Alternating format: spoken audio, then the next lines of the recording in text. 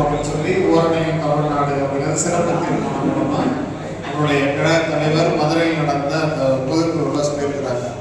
இப்போ தேர்தல் இப்போ ஒரு 6 மாசம் தான் இருக்குது. தேர்தல் வரைக்கும் தொடர்ந்து எல்லா பணிகளும் பிஎல்ஏ 2க்களை இன்வால்வ் பண்ணி தான் பணிகள் ஒவ்வொன்றும் தொடங்குவாங்க. அதனால எப்போ பிஎல்ஏ 2க்கள் மீட்டிங் வச்சாலும் நீங்க அவைலபிளா இருக்கணும், ஆப்சென்ட் இல்லாம வரணும். இருக்கக்கூடிய எல்லா பிஎல்ஏ 2வும் உங்களுடைய மொத்த வாக்காளர்கள் எவ்வளோ, அதில் ஆண் எவ்வளவு, பெண் எவ்வளவு, எவ்வளோ பேர் இறந்துருக்காங்க, டெத்தில் அது நீக்காமல் இருக்கிறது எழுதி கொடுத்துட்டீங்களா, இல்லைன்னா அதுக்கு என்ன செய்யணும், அதே போல் ஷிஃப்டான ஓட்ஸ் எவ்வளோ, புதிய வாக்காளர்கள் எவ்வளோ, திமுகவுக்கு ஆதரவானவர்கள் எவ்வளோ பேர் இருக்காங்க, எதிரான முன்னணிகள் எவ்வளோ பேர் இருக்காங்க. சில பேர்கிட்ட போய் பேசினாலே போதும் அவங்க நம்மளுடைய திமுக வந்து உறுப்பினராக சேர்த்துக்கிறதுக்கு தயாராக இருப்பாங்க.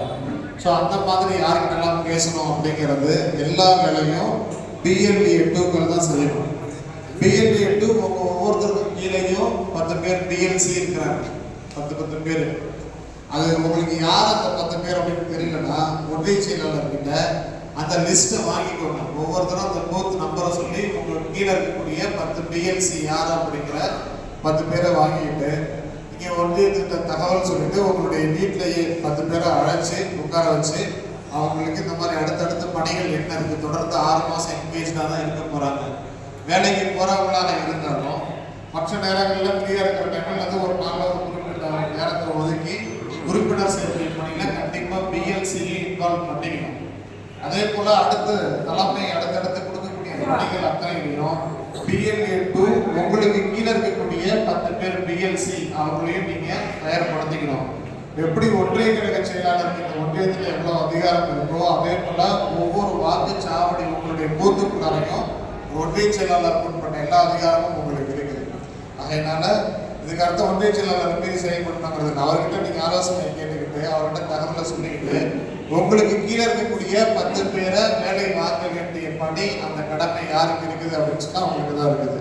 ஸோ அதனால தான் தொடர்ந்து பிஎல்ஏ 2க்கள் தொடர்ந்து செயல்படாதவங்க யார் இருக்கிறாங்க அப்படின்னு சொல்லி பார்த்து அவர்களை நீக்கிறதா இருக்கட்டும், புதிய ஆணைகளை போடுறதாக இருக்கட்டும், ஒரு 6 மாதத்துக்கு ஒரு முறை பிஎல்ஏ 2க்களை கூப்பிட்டு அவங்க சரியாக தான் இருக்கிறாங்களா அப்படிங்கிறத உங்களுக்கு எல்லா தகவல்களும் தெரிஞ்சிருக்கிறதான்னு கேட்கறதுக்கான எல்லா காரணம் என்ன அப்படின்னு சொன்னால் பிஎல்ஏ 2க்கள் தான் எல்லா பணியிலும் கிரவுண்ட் லெவலில் போய் இறங்கி வேலை செய்ய போறீங்க. ஆக இப்போ இந்த கூட்டத்துக்கு அடுத்து இப்போ வரக்கூடிய 2ஆம் தேதி கழக துணை பொதுச் செயலாளர் ராஜா வராரு.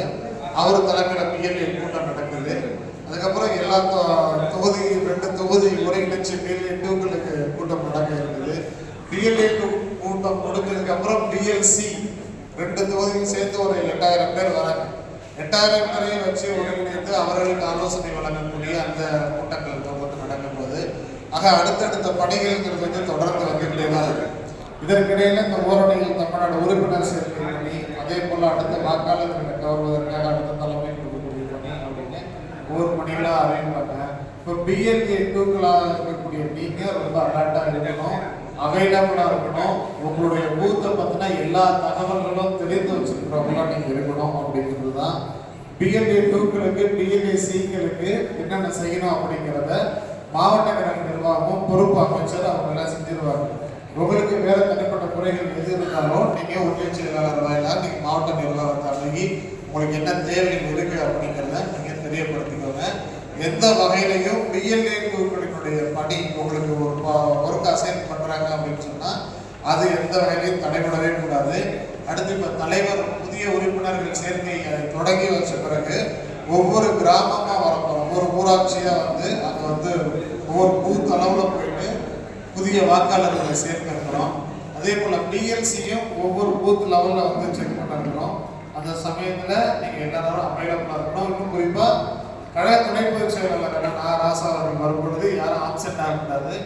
எல்லாரும் அவர்களுடைய பூத்துக்கு உட்பட்ட எல்லா தகவல்களையும் நீங்கள் குறிப்பிட வச்சுக்கோங்க. ரேண்டமாக யாரை வேண்டுமானாலும் கூப்பிட்டு என்ன கொஸ்டின்ஸ் இருந்தாலும் கேட்பார். அந்த பூத் தொடர்பான தகவல்கள் நீங்கள் தெரிஞ்சு வச்சுக்கணும் அப்படிங்கிறத சொல்கிறதுக்காக தான் இந்த கூட்டம். அடுத்த கூட்டத்தில் நம்ம சந்திக்கலாம்.